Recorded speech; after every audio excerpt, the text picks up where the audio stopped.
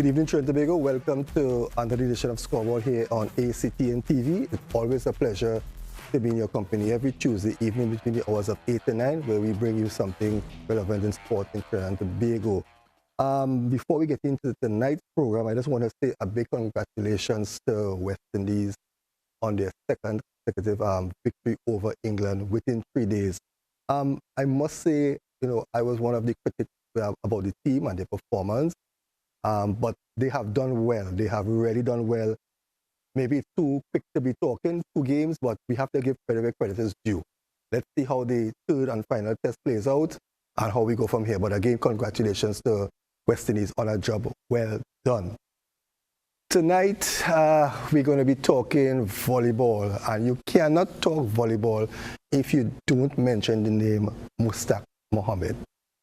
And he's back at the head of the federation as the president, recently installed on the 16th of January. And he'll be here with me for the next couple of minutes to talk about what his plans are and what we can expect with the sport of volleyball. Mushtaq, it's always a pleasure. And welcome. Thank you very much. Welcome. Being here.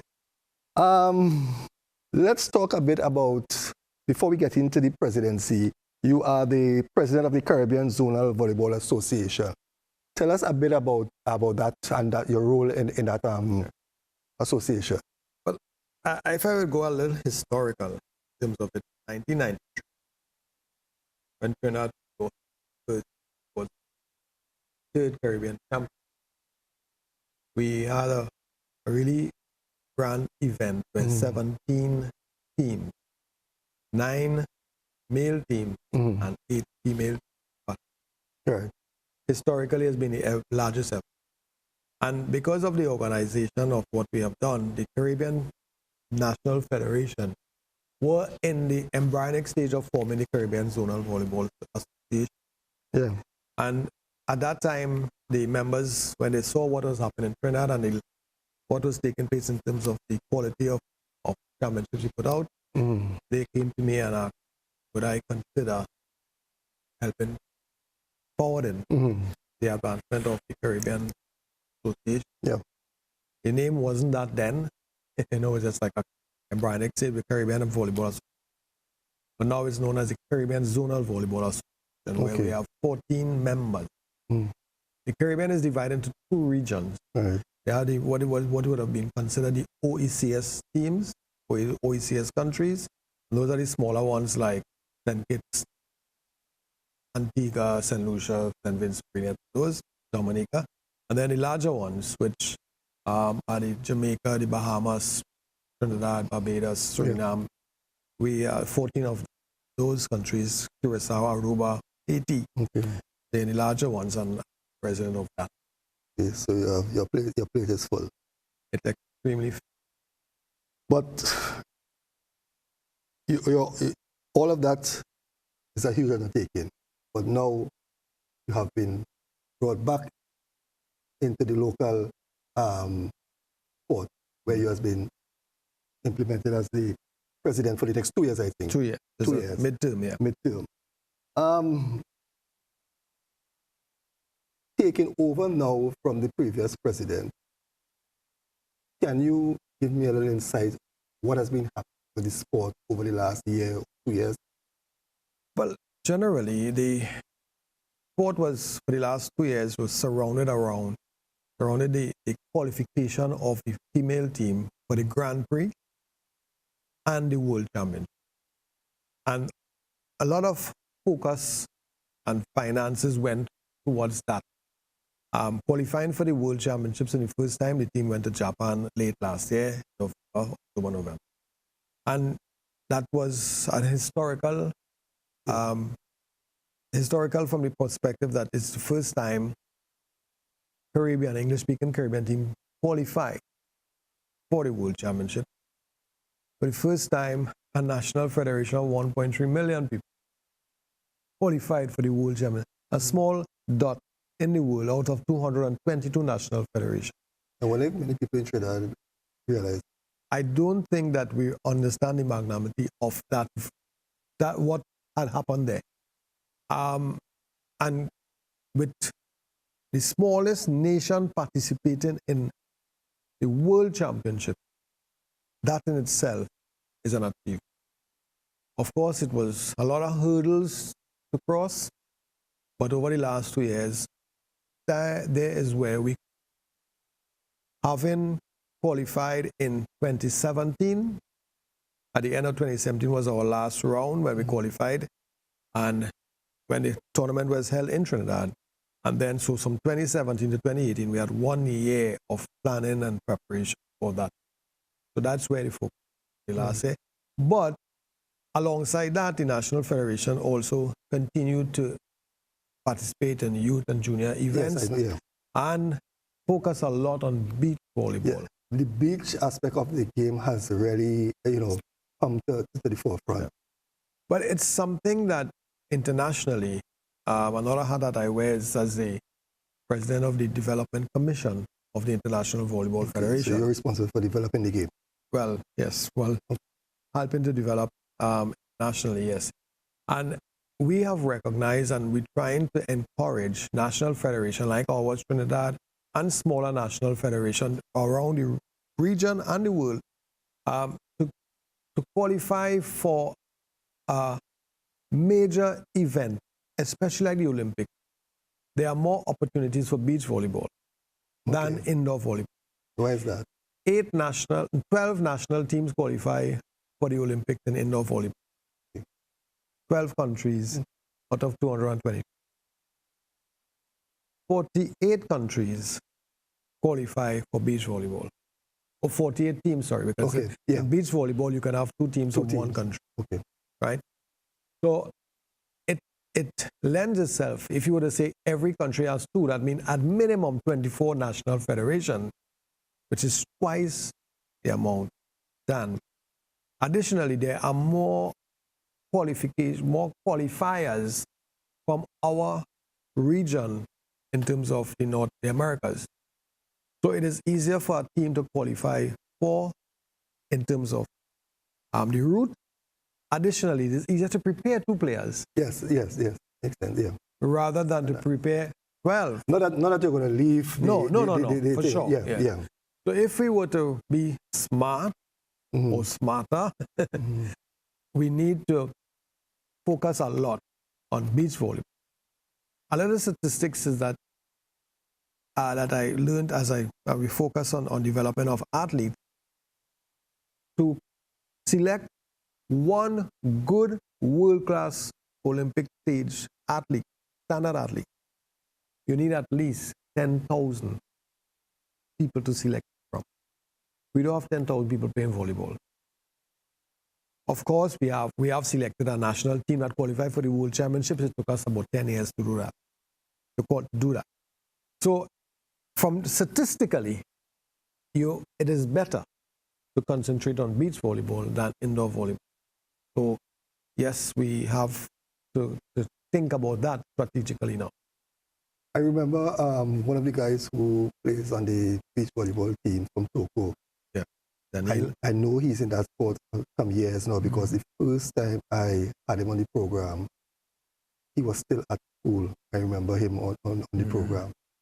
But what is being done to develop the sport at a young age so we will get the athletes not at the 16, 17 years, but maybe at age 9, 10, 11, getting into the sport of volleyball? Is it in the primary schools, in the secondary schools, grassroots programs? Well, there are different philosophies when it comes to developing young athletes. And my personal philosophy, and I subscribe to this philosophy based on statistics, based on scientific testing, that specialization in sport should not take place before the age of. Of course, some people do it, gymnasts do it, people who participate in even footballers and whatever. I'm not going to comment or discriminate on those. But my personal view, and if this view has been because I have done some research, I have found the scientific way approach, that sport specialization should not take place before 12. However, there are what we call lead-up games or lead-up activities that can get somebody interested in volleyball at that younger age. So you're basically not starting at 12. You're actually starting at 12 with the game itself, but there are going to be things that the youngster can... Yeah. Okay. You know, because at the age of 8 and 10 and 12, I don't think I knew what I wanted to play in sport at that age. That's true. You know? Yeah. But we push somebody to play a sport. Because of peer pressure. Yeah, and you say, okay, we have icons in Brian Lara and Dwight York, and then we say, oh, my child should be playing that. But my child's physical characteristic doesn't warrant him to play cricket or football, but he should be swimming. You know? And if you find a niche where a child loves something, they will excel much faster and better. So this is how I would advise any program to follow. So you start around at 12. So at 12 for different sports. Is there any volleyball league or anything that happens in the primary school? Yeah. Or no, there is no league at the primary schools. We used to have something, but there is no league at the primary school because at the primary school, in recognizing that we would have done something, what is called like a mini volleyball, you know? And that was catching on quite well, but that didn't continue along. There is a school league, secondary school league, sorry, and currently with the last couple of days and weekends and continuing until 23rd of February, the National Schools Volleyball Association and their school league is going on. So would you say, you in volleyball since about 1989, somewhere around there? 1988, I joined the National Federation as an assistant secretary. 88 November. Right. From then to now, has the sport grown? And if so, in what area? A lot. It has grown tremendously. It has grown a lot.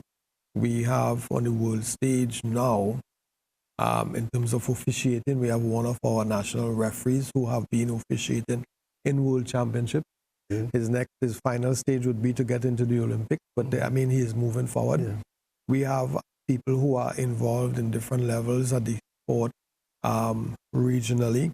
We have Vice President Damian Stewart, who supervises beach volleyball internationally. You know, so we have some people who administratively have done us proud. We have, as I said, we have grown from when I started in 1988. There was no school league. There would only have a national league with only a male and a female. They would not have had a B division. Now we have Super League. We have different levels, AB, lower level volleyball, and a school league. So yes, it has grown leaps and bounds. And the acceptance of the sport nationally, it has also been something that we have moved up the ranking. When I entered in 1988, volleyball would not been a national sport. It would not have been into the ranking of where you would rank the national sport. If you were to call a sport, which is the top 5 sport in the country, volleyball would not have been on your lip. But if you were to say, hey, which is the top 5, quite possibly volleyball might be one of those. Because of the success that has happened over the last 2 years. Success breeds success. Now, from where you sit, you would have had the opportunity to see volleyball all over the world. Yes. How would you match Trinidad and Tobago standard with abroad? And in what area do you think that work is still needed to get our teams, past that hurdle? If our athletes walk out on any court, they are world-class athletes. Okay. The coaches of Brazil, World Championship Brazil, United States, and all the other teams that we have played against have recognized that the Trinidad athletes are world-class. After that, we need to I'll give you an example. We go on to play a game against Mexico, Puerto Rico, anybody, any of those, Brazil, United States, who we have playing against. And these athletes, volleyball is their job. Yeah. That. They live in a community, dormitory or whatever. They have access to training gym for physical preparation. mental preparation, nutrition, rehabilitation. They have access to that 24/7. They have somebody tell them what to eat, when to eat, and what is the best thing, the time to eat. They have coach, assistant coach, tactical coaches, setting coach, all the different facets. Yeah. They have statisticians along with them who will evaluate their performance and the opponent performance and give feedback to the coach while the game is being played to make strategic decisions during the game. We have none. What do we have? We have athletes who have to work 8 hours a day, yeah. come and train from work, hustle, traffic, reach the venue, train 2 to 3 hours, go back home 11 o'clock in the night, probably without a proper diet or a fast food that they will pick up on the road, and then go to sleep for 4 hours, not properly well rested or recuperated, go back to work and then come back. The cycle continues. Yeah. Yet still, we're performing at that level. We're performing at that level. So can you imagine if we had the equivalent value of what some of our opponents had, where we would have reached? That's true, because a lot of our athletes are performing well under the condition that they have an age of 4 job. And that brings school players. Yeah. We have athletes who are in school. Our youth and junior team could only train once. We are attempting to qualify for the World Championships for the underage category. The route we have to take, the Caribbean route might be the easy route. We might win because we're competing with people of equivalent levels. When we pass there now, what happened? You know? So, yes, it is, for in some cases, our athletes who are performing so well have to understand, and they walk with a book and studying when they have a little off time, when they're relaxing. In the washroom, you see them studying because their education, they go to the tournament, carry their book, study. Because they recognize the importance, of course, their education too. So yes, that's our disadvantage. So you have now the next 2 years to implement plans and procedures. Somebody reminded me 21 months. 21 months. So you could check it by months instead of years. How difficult is your job currently? Well, we have to assess where we are right now. When I say assess, not that in terms of, because we are taking it over midterm.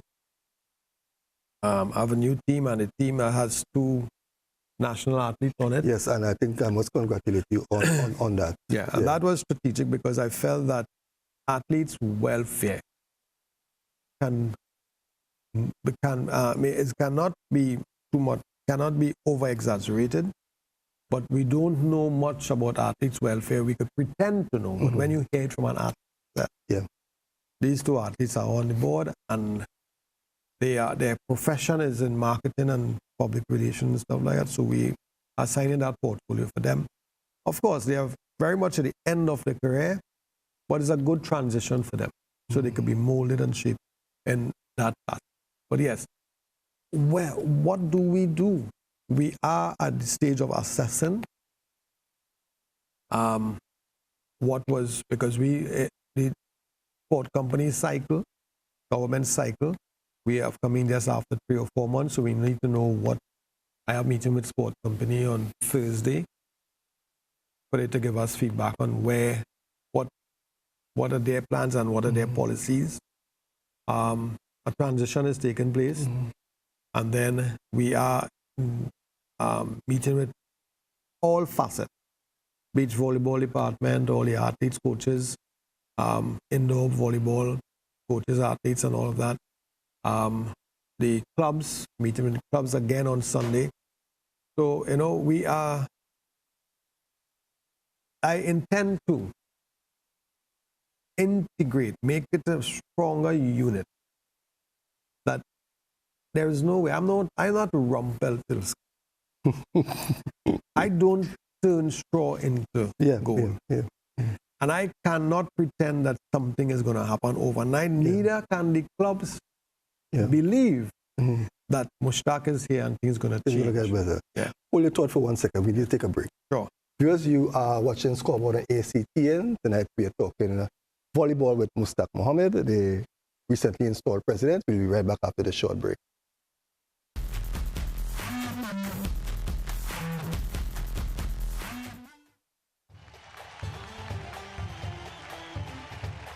You're now changing your question. What I would say, Steve, is this.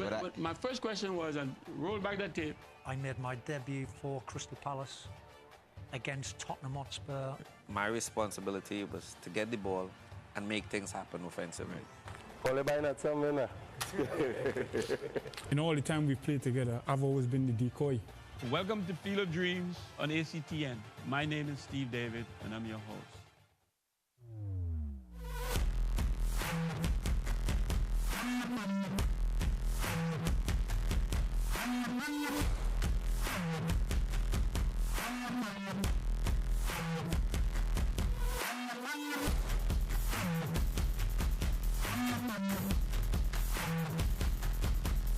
Good evening, Trinidad and Tobago. Welcome to another edition of Scoreboard here on ACT, and it's always a pleasure to be in your company every Tuesday evening between the hours of 8 and 9.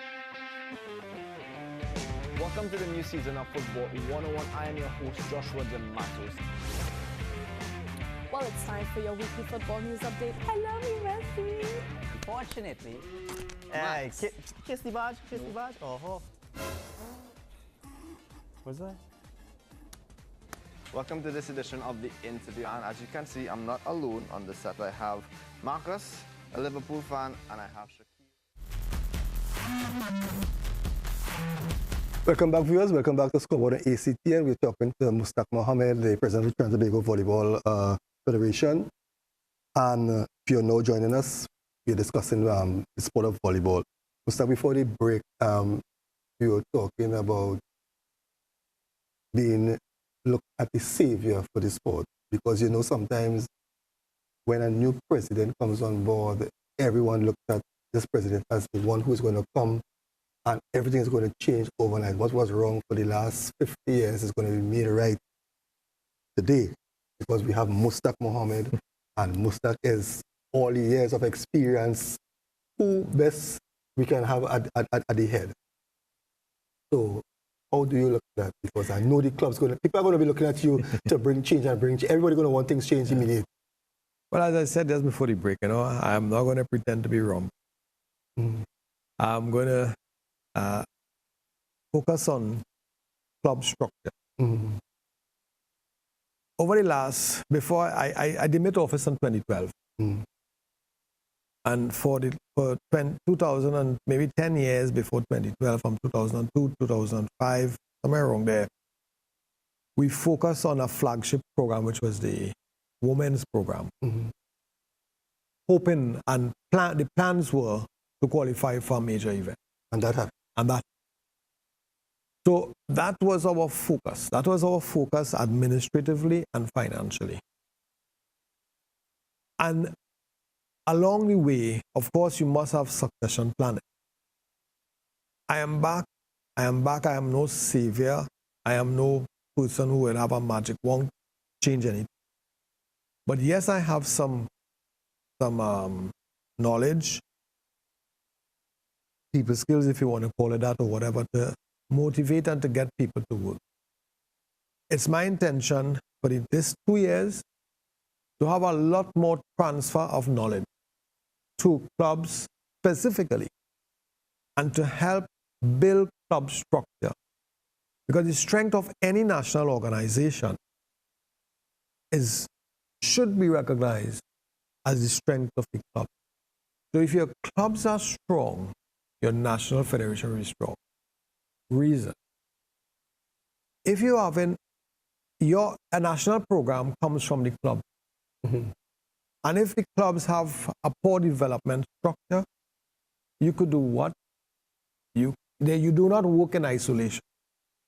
If the clubs have a proper development structure, proper coaching programs, proper administrative programs. They understand the role and the function of a constitution. They know how they can challenge things. They know, and not challenging from an adversarial perspective, but challenging it from a strategic perspective. To get better, to make things better.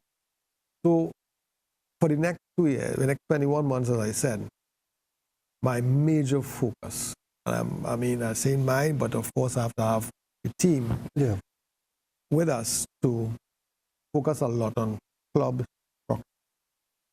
A lot of clubs have fallen by the wayside over the years, maybe because of the economy of the country, whatever.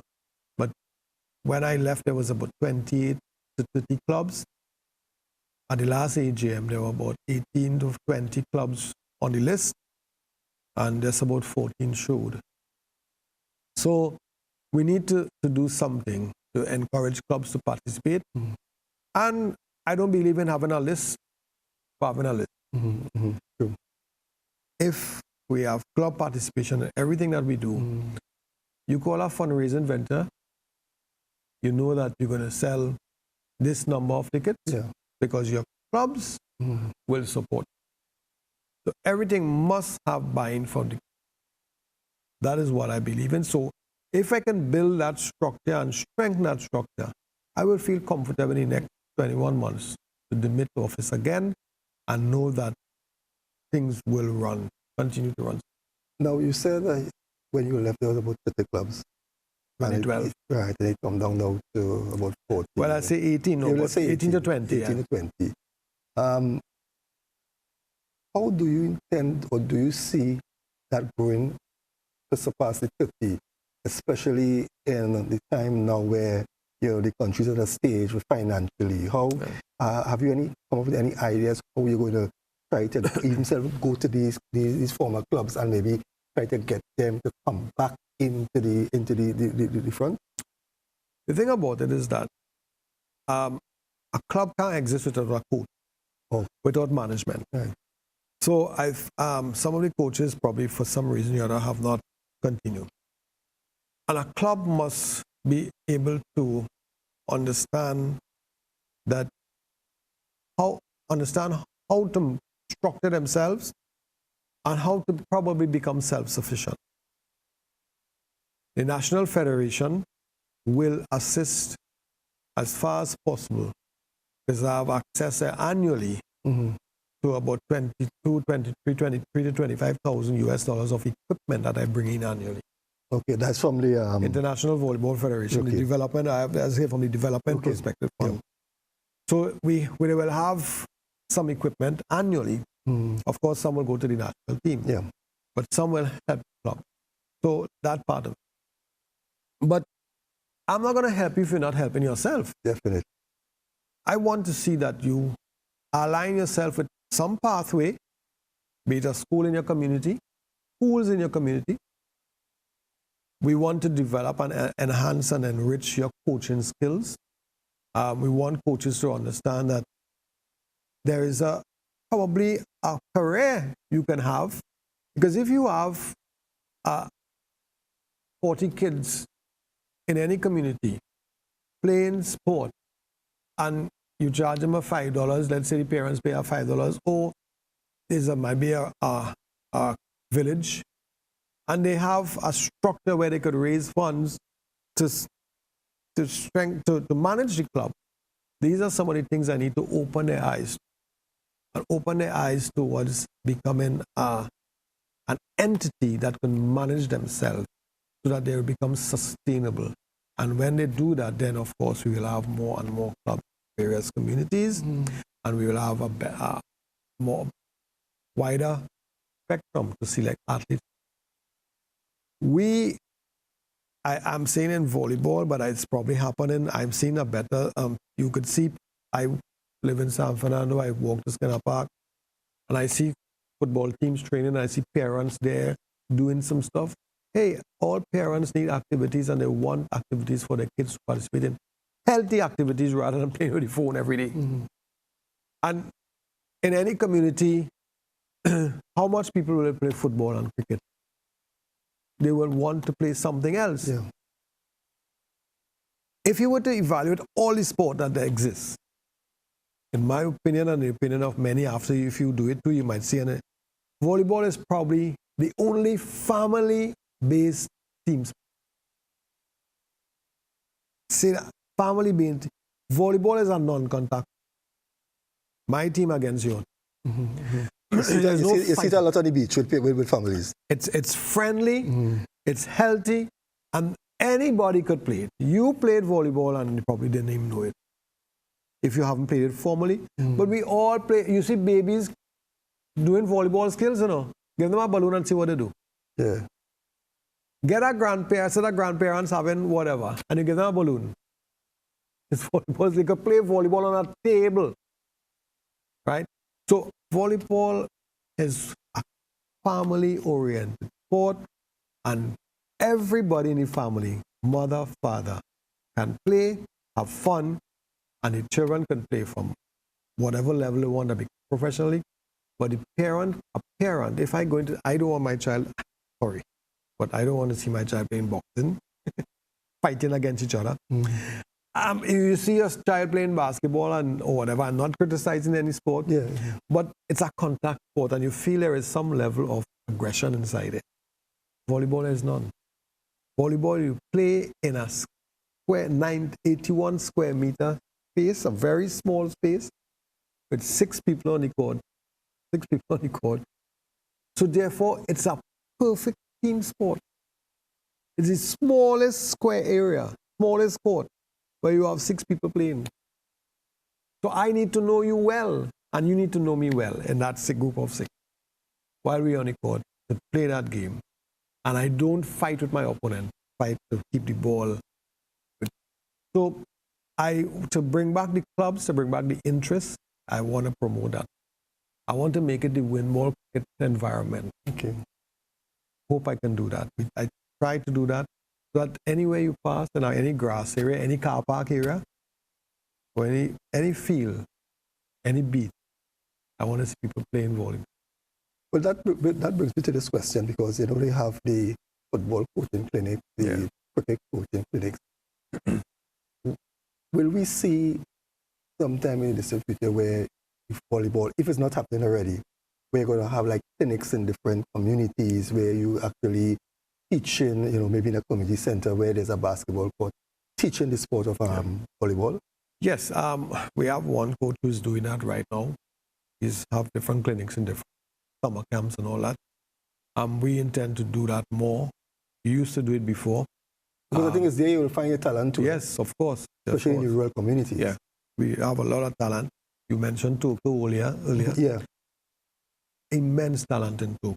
Mayaro, there is no club out of Mayaro, but it has immense talent in Mayaro. Point 14, you should produce some of the top players.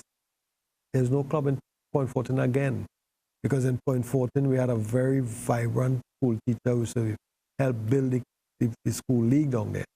You know, we don't have that again. You know, so it's stuck within where it was concentrated in the past and remained there. It's in Diego Martin, it's in Barataria, where it's a history of volleyball. There's some small clubs in San Fernando, one Barco, Pinal. They used to have big clubs, Siparia, you know, non-existent now, right?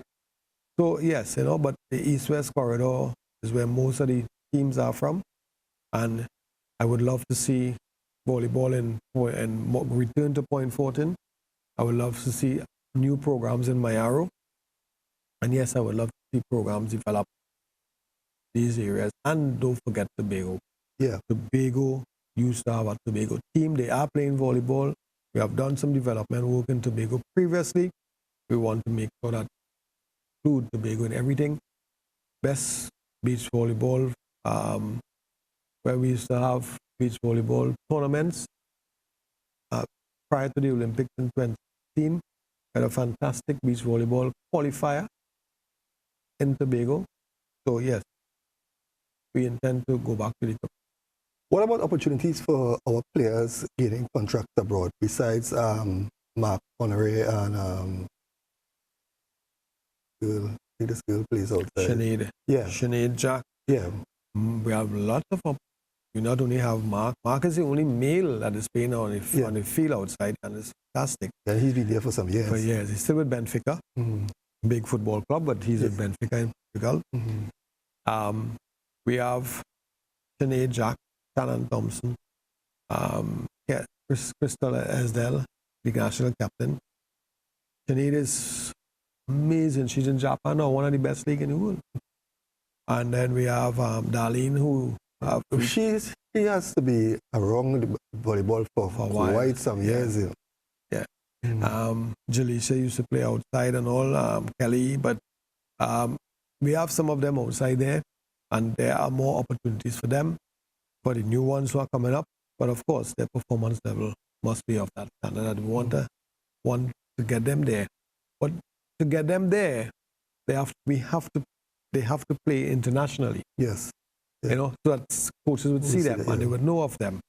So it's a cycle that you must have a development program, you must participate in tournaments, and to do that, then you open the doors for your Do you think that we both the men and women's team, do you think that we play enough international tournaments? Definitely that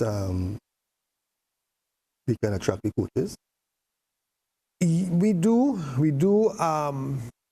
In one sense, we do, because when we play against Cuba last year in Colombia, for the first time we defeated Cuba women. That was history. So, and that's in Colombia. So, and that's us at the Central American and Caribbean Games. So we do play, I won't say sufficient, we play some. And we only play in this region, you know. But it is enough because what happened is that these athletes, we make video clips of them, and then the coaches can send it out to coaches and agents who will get them jobs. And the ones who are out there pave the way for the ones to come, because now the coaches know what Trinidad can produce. They will, of course, have an affinity to coming back. Okay. You spoke earlier about our athletes having to do 8 hours job and come and train and then go back to train. Is there a hope that one day we can see a professional basketball, volleyball team in Trinidad, something similar to like the Pro League, where the players can be paid, you know, some sort of, you know, so you have them at a longer period of time to get a training? Is that feasible? You could have a hope. And I could hope that it will happen. However, for that to happen, they has to have more structure. And of course, you need to have sponsorship rallying with. Yeah. We have seen professional leagues in Trinidad and other sports have taken some ups and downs, some dives and stuff like that. And they are the sport that are considered the national sport. True. And volleyball, even in the whole region, if I were to use the United States as an example, they don't have a professional. Okay. You know, the only professional league in this region would have been in Puerto Rico. Puerto Rico has a professional league, and it's doing so-so. You know? But in our region, we don't have professional leagues. Closest professional league you would find was in Peru and Brazil. And as I said, in Puerto Rico. So it's a far way to reach, have a professional league.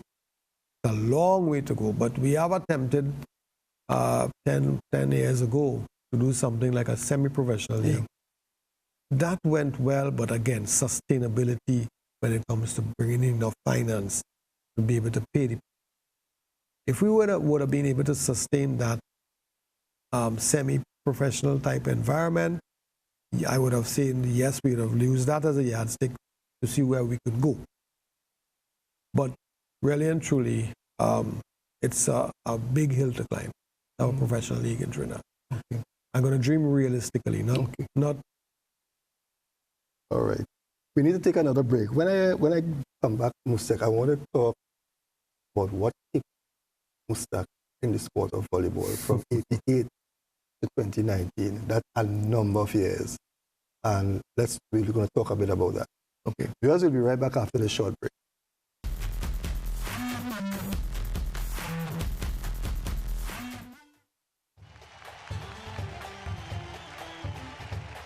You're now changing your question. What I would say, Steve, is this. But my first question was, and roll back the tape. I made my debut for Crystal Palace against Tottenham Hotspur. My responsibility was to get the ball and make things happen offensively. In all the time we played together, I've always been the decoy. Welcome to Field of Dreams on ACTN. My name is Steve David, and I'm your host.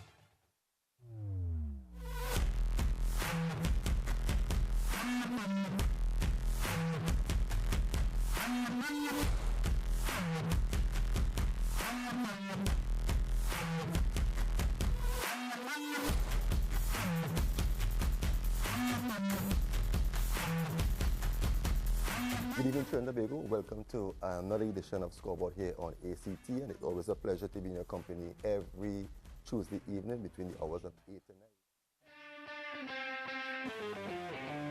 9. Welcome to the new season of Football 101. I am your host, Joshua DeMatos. Well, it's time for your weekly football news update. I love you, Messi. Unfortunately, Hey, kiss the badge, kiss the badge. Oh, what's that? Welcome to this edition of the interview, and as you can see, I'm not alone on the set. I have Marcus, a Liverpool fan, and I have Shakir. Welcome back, viewers. Welcome back to Scoreboard here on ACT. We're talking to Mustaq Ahmed, the president of the Trinidad and Tobago Volleyball Federation. And we have been chatting for the last 45 minutes or so. If you missed part of this program, well, tomorrow there's also a repeat PM, so you can see the whole program ahead. Mustaq, 1988-29. It's a very long time to be in a sport. Now you're back as the president.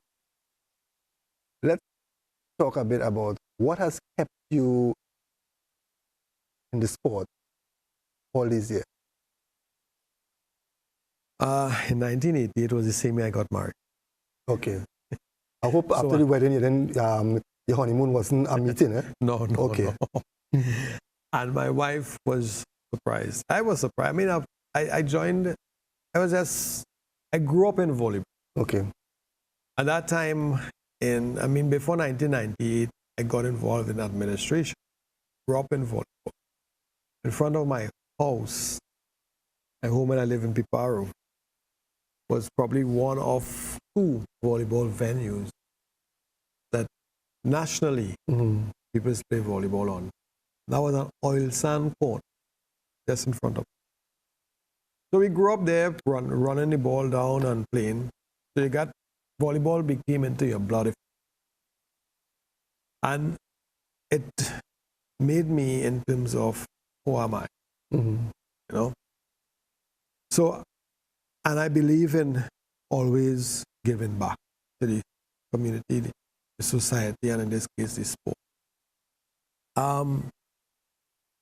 Almighty God has given me an ability to serve, and through that ability that He has granted me with, I continue to serve to the best that I can, and as a result, I always put God in front in terms of what I am doing, so that the decisions I've made, I know that it's the right one. It's will be guided, and hopefully it gets right. I stayed, when I came in 1988 and joined, I went to, there's a meeting, an annual general meeting. My club, I used to play at a club in Kenner Park in San Fernando. And I went to this meeting. Gary Saney was my coach. Said, can you go to this Naprima Bowl that meeting? And again, I say, if people are invited to serve and they don't know what your capacity is, somebody, hey, look, that guy sit down there. They need an assistant secretary. They have position, all the other positions full, and they need an assistant secretary. And that guy was, time I was at. And I joined, So, and I joined then, and I have never regretted joining then. I learned a lot. I grew become for who am I today. And I helped serve. But it was done selfless. You know, it was not done because I had an ulterior motive. Yeah. It was done because, as I said, Almighty God gave me a capacity, and I believe my talent could be service, and I tried and invested in that. So the first thing we did when I got in 1988, involved in sport, in volleyball, we tried to help strengthen the administration. I had no knowledge, but I just did things based on my own common sense, my own wanting to do things right. And from then, and within 2 years of 1988, in 1990, I was asked to become the general secretary. Of course, the secretary had resigned then because of certain reasons, and I was asked to become the general secretary. And from 1990 until that story continued. Mm-hmm. Peter Mongol and myself worked in 1992. Rafael Hussein demit office. Peter Mongol took over, and we continued all the way up. And then after Peter Mongol became president. And so, and I said earlier that the sport is a family sport, and I believe in the structure of the family, and I believe that family life is so important. So I was able to do something with my life that I enjoy doing, creating and help molding and shaping the young minds. I was a teacher, which is one aspect of doing it. Yeah. So the experience from the teaching kind of... Yes, for sure. Yeah, and the passion for developing young people, helping them to realize their potential is what kept me in it. And the sport gave me another opportunity apart from being a teacher. Help the sport gave me that opportunity to help nurture young minds. And that really is what kept me in. Of course, as you grow and you become better, I told you about the 1994 story earlier in the broadcast. They asked me, and in 1994, I became the president of Caribbean. In Bahamas, we had a championships, and we had the first election. And then from there, it moved on. Vice president of the Regional Volleyball Federation. And because of the work we have done, strengthening, helping the Caribbean partners, helping them develop in their tournament structure, their coaching structure, I went along and all continued my work with the Olympic Committee. So, it continued. Just keep going and going, and doors keep opening.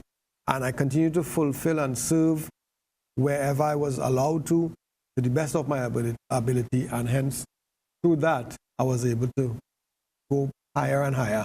And where I became a board member of the International Volleyball Federation.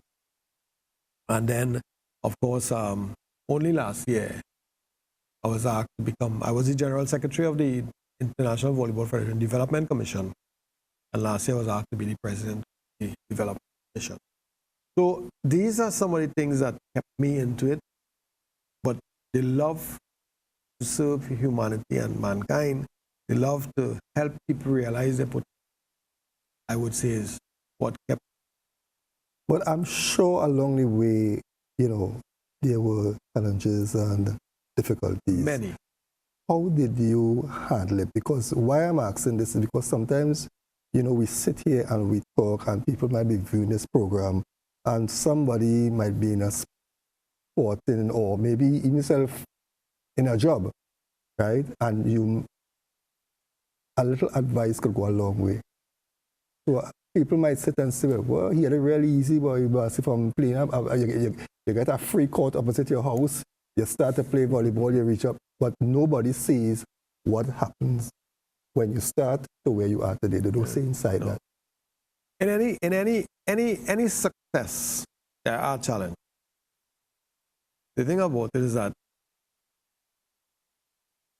I believe in always doing the right. And when you do the right thing, there is no defense. You don't have to defend anything. Okay. So I believe in always doing the right. And there is never a wrong reason to do the right. I've learned that early from my parenting. I've learned that my parent has taught us to do the right thing. My parents have taught us the role of sharing. and helping. So yes, and the advice I will give anybody who would have any challenges in it, sometimes you need to step outside to see what is happening. Sometimes you need people who are around you to support.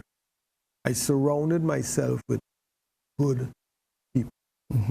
Larry Romani, the current chairman of sport company, Camacho, he had called me when he was going for the Olympic president, asked me to join his, of course, subject to ratification and election process. But so Douglas Camacho, Larry Romani, they are icons when it comes to sport administration.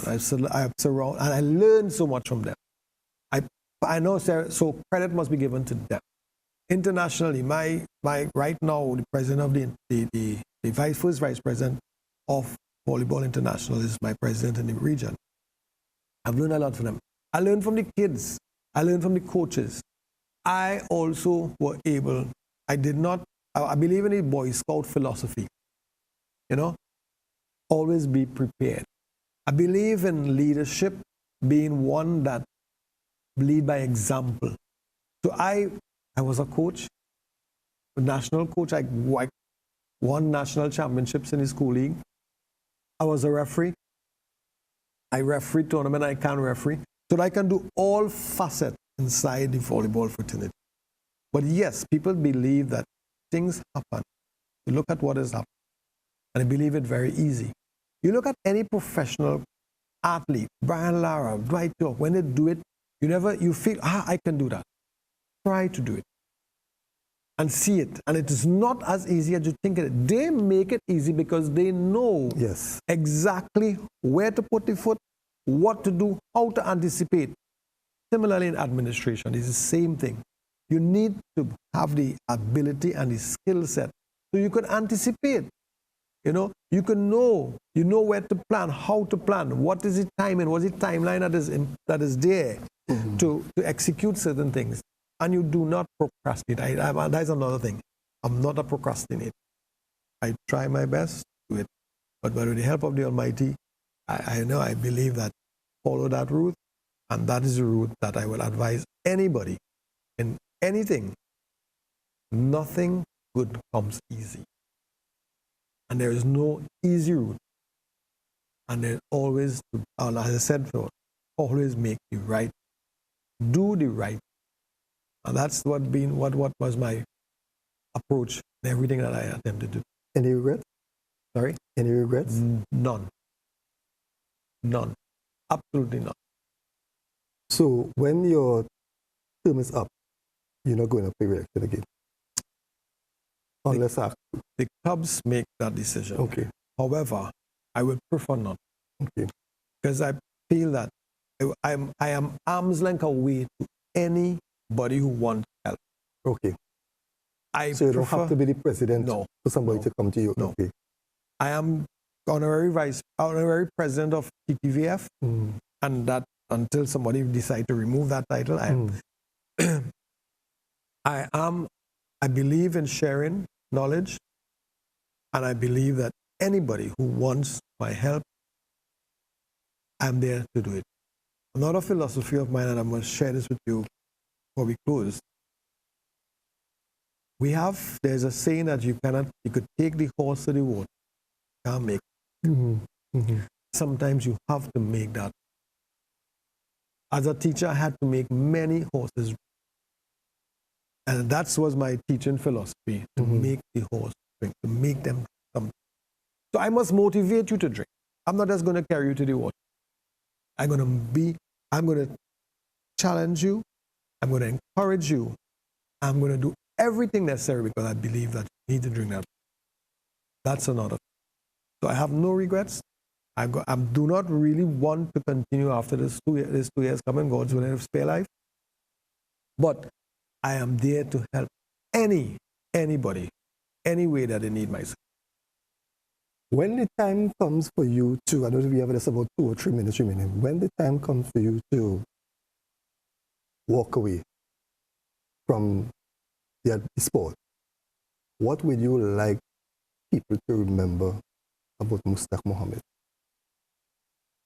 as I said earlier, there is not one wrong reason to do it right. You could never one right reason to do the wrong. Sometimes you'll find 100 wrong reasons to do the right. Never find a reason to do the wrong. Always do the right. Well, Mustek, I think that was an excellent point to end the program. Let me thank you very much. Let me wish you all the best for the next 2 years. And I know that volleyball is in good hands, and I know that if after the 2 years you decide to leave, it's going to be in good hands. So again, to you and your new board, all the best.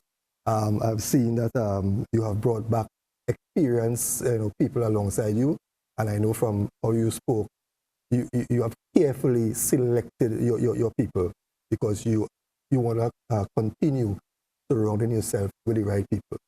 So we expect great things from the volleyball. Any final closing comments? Well, thank you for the opportunity to be here. I've known you so long, and it's a pleasure. That's some years. Pleasure to come back here.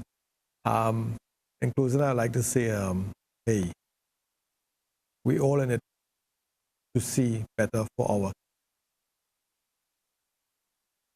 I believe that if you were to want to retire and don't look back, then you need to create the society that you want to retire. And if you positively impact the youth, then when you are retiring, who will be the future leaders, you will retire. Mustak, thank you very much again. It was my pleasure. Yes, we have been viewing Scoreboard. We have been talking about the sport of volleyball, and we have the president of the Trinidad and Tobago Volleyball Federation, Mustak Mohammed. If you miss any part of this program, the repeat is on tomorrow at 1 p.m. Do have a blessed week ahead and join us next week, Tuesday, right here on ACTN at 8 p.m. Thank you.